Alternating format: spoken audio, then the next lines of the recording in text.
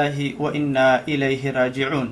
الله أن حريست مدحوينه هراء دلك صوماليا كورنيل عبد الله يوسف أحمد أو مالين نمدي جماعة هاد تاريخ دون كوبيغنيت سدح يلباتنكي مارس سنة كوغيريو دي هوسبيتال كويالا دلك إسودك إمارات كعربتا صومالي دا كودقان دلك ماليسيا أيا إسوغو يميد كولان برور ديقة أو لوغو دعيني الله أن حريست كورنيل عبد الله يوسف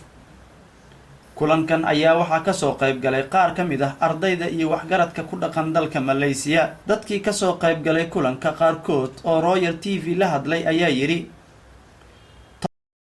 magacayga waxa la Cabdulqaadir Cabdiraxiim Muumin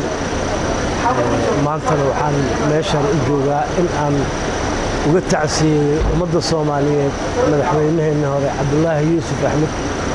oo ku geeriyooday shalay waddanka Sultanka Imaaraadka Carabta waxaana Soomaaliya leenahay nin weyn baa ka baxay oo mabda' weyn huban waxaana leenahay ilaahay jannadii firdawsa ka waraabiyo ummadda Soomaaliyeed oo idil meel kasta joogaan samir iyo iimaan ilaahay ha ka siiyo wabillahi tawfiiq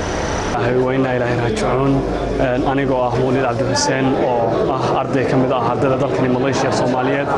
وحن تعسي تيران لأدريا مرحون مدحويني هراء الصومالية مرحون عبد الله يوسف أحمد أو كوغوريو دي صدحي لباتنكي بيشان مقالة أبو دبي دلك إمارات كيسوساقا وحن ليهي إلهي سمري إيمان هاي نغسية الصومالية دان gaarahaan eelgidii qarabadii ka tagay samariyayman ka siiyo inagana samariyayman ilaahay naga siiyo almawt alhaq baa la yiri weynaguna ka daba dhimanaynaa waxaan isku dadaalayaa dadka Soomaaliyeed ka codsanaya inaynu cafino una ducayno jannada firdaws ilaahay ka waraabiyo inna lillahi wa inna ilayhi raaji'uun waxaan halkaan maartay u tacsiinaa dhammaan ummadda Soomaaliyeed meel kasta ay joogto waxaan u tacsiinaa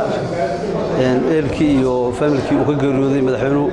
meel walba uu ku sugan yahay waxaan leenahay ummadda Soomaaliyeed inay macnaha madaxweynaha ay soo cafiyaan nin xil qaaday Soomaaliya waxay dhahdeen eed qaad wax badan buu macnaha soo qabtay wax badan oo qalbi kara qofka binaadam weeyay waxaan leenahay marka qof markuu dhinto sida dhaqanka ama diinta islaamku ay qabto waa la soo cafiyaa waa loo soo duceeyaa waxaan leenahay qof kasta oo Soomaaliyeed aniga aan bilaabay waan cafiyaa madaxweynaha waxaan ka watacseenaya madaxweynihii hore Soomaaliya mudan Cabdullaahi Yuusuf Axmed ilaahay waxa warjeynaya jannada firdawsa